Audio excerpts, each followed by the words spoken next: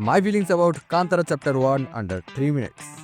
I was really surprised. Mostly because all my prediction about the movie just from the trailer alone was partially true, came close, but the whole story wasn't really what we saw in the trailer.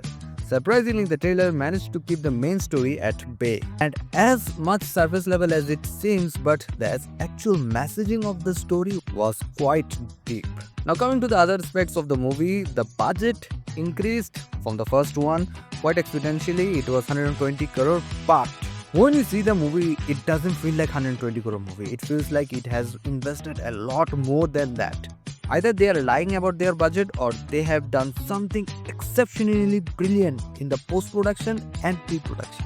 This is how exceptionally well produced movie looks like. Cinematography in real locations, the action sequences, the background music, they all synergized so nicely. And there were some sequences of CGI creatures, CGI animals and VFX other shots, but they were used very wisely and very far in between.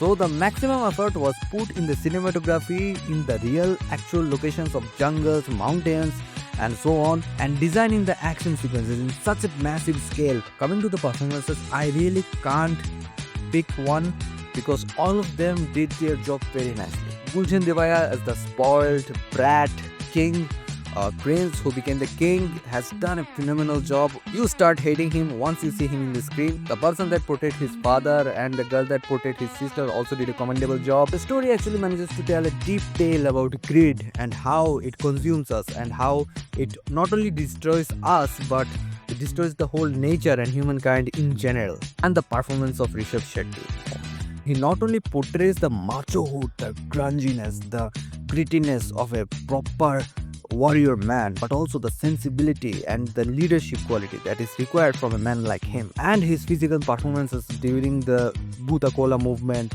or him being possessed by the Devas were brilliant to watch. All in all, this movie has a brilliant, layered, symbolic story, has great performances from all the cast, has some great action sequences. Cinematography has been done in real locations and in a brilliant way. The background music manages to give goosebumps every time. The dramatic portions are quite heavy and emotional. The humoric portions may or may not click with you. It is completely subjective. At some points, it clicked with me, so I'll give it a pass. All in all, this is a very fine movie. Do give it a watch.